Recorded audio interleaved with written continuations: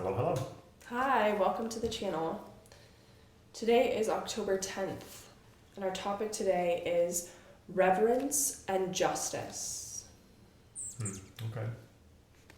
I don't know what reverence is. I know like a reverend in the church, but I think it's the same, it comes from the same place. but It's I like don't know what. Okay. I revere something, I admire it, I look up to it, Revere. I'm confusing it with reveal. But revere means like looking up to something, or like admiring something. Yeah. Okay. So reverence and justice. Okay. Marcus Aurelius says, "Leave the past behind. Let the grand design take care of the future, and instead only rightly guide the present to reverence and justice. Reverence so that you'll love what you've been allotted, for nature brought you both to each other. Justice so that you'll speak the truth freely and without evasion, and so that you'll act only as the law and value of things require." Well, I'm like summarizing this to gratitude and truth. Yeah, that's cool.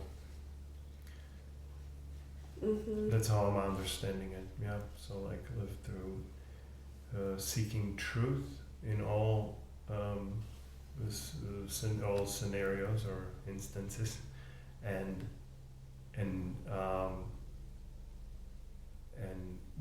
be grateful for what you have or something. Yeah, amazing. Seems very simple, but I'm sure it's not. Well, maybe it is, because when, right? When? How long? Oh, well, He's Yeah. saying all the time. Well, all the time. I know, all the time. Yeah, that would be. But if you're already not living it, now you have to go through the transition from not doing it to doing it, and. Well, yeah, there's a lot Yeah. that gets in the way. There's a lot that gets in the way of being able to experience gratitude. Yeah. There's a lot that gets in the way of you being able to know what's true. That's a lot in the way. There is a lot in the way. Yeah, for sure. And so maybe the task really is to remove the things that are in the way of being able to experience those two things. Because then the gratitude and the justice will just happen on their own. Yeah, I mean the gratitude. I don't know. Yeah, gratitude is. I don't know if they just happen on their own, but yeah, they do if you get rid of the stuff that's in the way. The other stuff. Because it's like you can't feel grateful and worried at the same time, for example. Yeah. So it's like. Yeah. You can go forward by knowing the path, or you can go forward by eliminating the paths that don't lead to that place where you want to go. like a way of elimination, right? So it's like you can get to a similar result.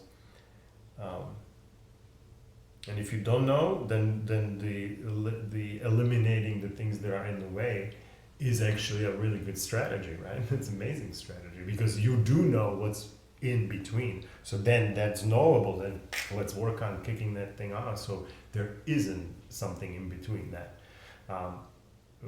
We might not be completely aware of like how to get there. Well, let's get there through this eliminating of these things that are in the way. Yeah, that's very cool. And as they get eliminated, now they're not occupying space in us, and therefore there's now a space in us for it to get filled with this new, better understanding about that thing that we just removed, or something new, right? And then we need to also be careful what new thing comes in its place, so it's not some other not very useful thing, but it is something that is useful, like the truth seeking and gratitude. Yeah. So filling those those things, once they get removed, those spaces that are left over, let's fill them with the truth seeking and the gratitude, something like that. It's very poetic. I'm not saying this is something that. Yeah, I mean, I'm just thinking, like, if you get rid of worry, for example, like, just putting it into context, like, what naturally happens and what naturally fills that space is gratitude. Because if I'm not worried about not having enough, or I'm not worried about something bad happening, then I feel like I already have enough and things are already good. And if I feel that way, that is, and someone was like, name that feeling, it would be like, oh, well, that's gratitude. Mm-hmm. So I feel like there might be some examples of things that get in the way that, like, removing that doesn't automatically pull the good thing into place.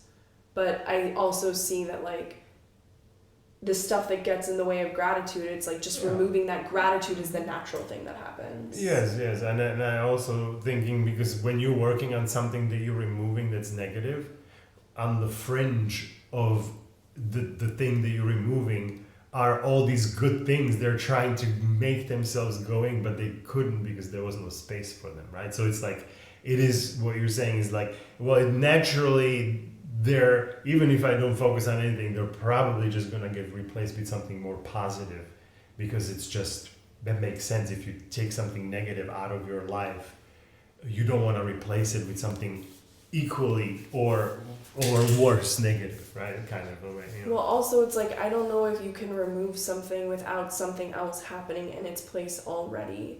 Because, like, if we think about, like you're already planning on before you remove something, you're already planning on what it will be in its place. I just don't think that you can remove something. So, like, worry, I don't think there's not a way to delete that or unlearn the behavioral patterns that have led me to worry about X, Y, or Z. Oh yeah, But I'm not that same belief, but go ahead. I'm just talking from like a neuroplasticity point of view of like how learning happens, and like the myelin sheaths get wrapped around, and so like now you have like this grooved behavioral pattern. The only way to get rid of that behavioral pattern is to practice other things more. Mm-hmm. So to do other things during the same time that you would normally do this one over here, but you're running a new script, and you're myelinating that new script. Yes. And now this script over time, the old one, the worry one, with disuse, it can decay, but it doesn't. Like, you don't unlearn it. It's just like it atrophies from disuse. But why were you not using it? Because there's unlearn it. Okay. Like, you can't unwrap myelin. I was saying more removing.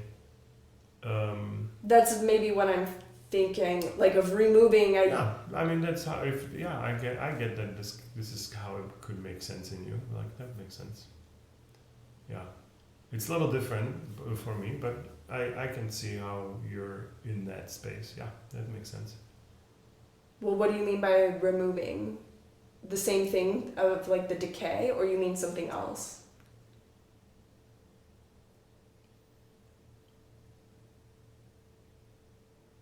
Yes, there's no such thing as I want this to be different, and now that's different. It's not how it works. No, I'm saying it in a way that it needs to be replaced with something. It cannot be just, hey, I'm gonna not worry. I'm gonna not worry. Oh, now I'm not worried. There's this open space now. Right. Now I can fill something in there. No, I need to say to myself, whenever I'm starting to get worried, my new standard or new rule is to capture that and change my thoughts into gratitude, let's say. And now I am moving pieces inside of me, right? There's this piece that was like, I'm gonna get angry, I'm gonna get frustrated, all this stuff, right? And if I let this go, then that's what's happening, right? But I can say, hold up. I'm not saying dismiss all that, but I say instead of me being angry right now, kind of escalating something. No. Let me force gratitude in there. Yes, this is not gonna work every time. This is not gonna work perfectly, I would say, but you're starting a new pattern by doing that. Yeah. Okay. And so I'm fitting something in there, saying, no, I want to do it like this. I want to be grateful now. Next situation. Oh, I didn't catch it. I became this. I couldn't replace the gratitude with whatever feelings I had. Next time, but I will try. I want to try. I want that to be my guiding principle. Again, do. And now I do it 10 times, and now maybe it starts feeling like it's kind of there. It's already there. It's one of the options. Oh, interesting situation. I could get, this is kind of annoying. I could get pissed off, but I don't want to do that. I want to rather just listen and be grateful for where I am. Okay, let me choose that. It's now part of your choosing. And then to your point, at some point, it feels like, oh no, I just let go of this, and gratitude just filled the space automatically.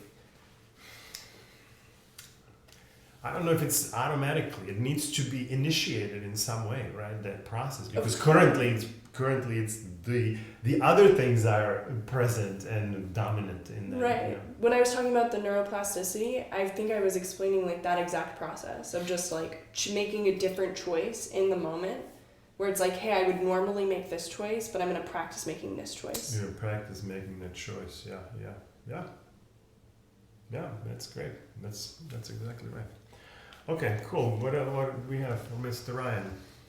Ryan says, Aulus Gellius relates that Epictetus once said, if anyone would take 2 words to heart and take pains to govern and watch over themselves by them, they will live an impeccable and immensely tranquil life. The 2 words are persist and resist. That's great advice. But what principles should determine what we persist in and what we ought to resist? Marcus supplies that answer: reverence and justice. In other words, virtue.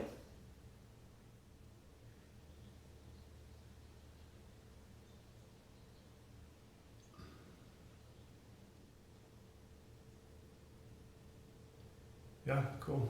I don't have anything in there. But that's kind of what we were talking about. I feel like there's kind of he reiterated it with some. I feel like he went and he like took it in a totally different thing, and I'm having a hard time like he's trying to tie it back to what Marcus is saying, but like it feels like a stretch. That's all right. Yeah. Cool beans. Till the next time. See you here tomorrow. Thanks for tuning in. Bye.